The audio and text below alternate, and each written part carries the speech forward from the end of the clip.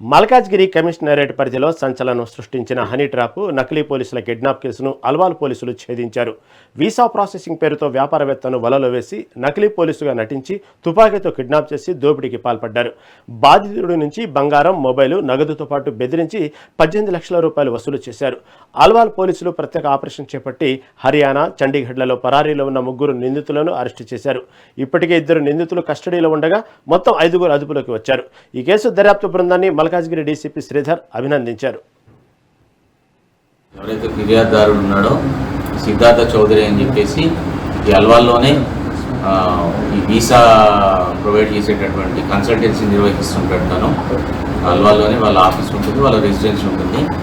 So ఈ నిర్వహించే క్రమంలో ఇతనికి ఒక కార్ డ్రైవర్తో పరిచయం కావడం జరుగుతుంది. గోపి అని చెప్పేసి రాజమండ్రికి చెందినటువంటి కార్ డ్రైవర్. ఎందుకంటే నాకు విజయవాడలో కూడా ఆఫీస్ ఉంటుంది, అప్పుడప్పుడు అక్కడికి వెళ్ళడం జరుగుతుంటుంది.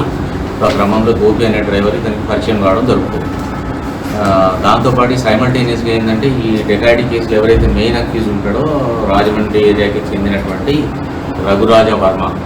సో ఇతను ఎంఓ ఏంటంటే సూడో పోలీస్ గారు, పోలీస్ అని చెప్పుకొని రహదారుల మీద బెదిరించి లేకపోతే ఎవరన్నా కిడ్నాప్ చేసి వెహికల్లో తీసుకెళ్ళి వాళ్ళ మీ దగ్గర డబ్బులు వసూలు చేసి వాళ్ళని వదిలిపెట్టే ఎంబోలో ఉంటుంది. గతంలో ఇతని మీద సైబరాబాద్ లిమిట్స్లో ఆల్మోస్ట్ 14 కేసులు ఉండడంతో పీడీ యాక్ట్లో కూడా ఇతన్ని చేయడం జరిగింది. పీడీ యాక్ట్ శిక్ష కూడా పూర్తి చేసుకున్న అనంతరం ఇతను బయటికి రావడం జరిగింది. ఆల్మోస్ట్ 1.5 year బ్యాక్ వచ్చిన తర్వాత కూడా ఇటువంటి అఫెన్స్లో పాల్పడుతున్నాడు. ఆ పాల్పడే క్రమంలో ఈ రఘురాజ వర్మకి యాక్సిడెంటల్గా ఒకరోజు విజయవాడ వెళ్ళే పని మీద ఉన్నప్పుడు ఎల్బీ నగర్లో ఇతని కార్ దొరుకుతుంది, గోపి రెంట్కి. సో ఈ గోపితోటి విజయవాడ వెళ్తున్న క్రమంలో నేను పోలీసులనే చెప్పుకుంటాడు ఇతను ఎంఓ ప్రకారము. ఇద్దరికి పరిచయం ఏర్పడిన తర్వాత ఇతను 2-3 అఫెన్సులు చేయడం కొరకు చేసిన ప్రయత్నాల్లో గోపిని పిలిపించుకుంటాడు. అతని వెహికల్ని యూజ్ చేసేసి ఒకసారి జహీరాబాద్ ఏరియాలో, తర్వాత ఛత్తీస్గఢ్ ఏరియాలో ఇటువంటి 2-3 చోట్ల అటెంప్ట్ చేయడం.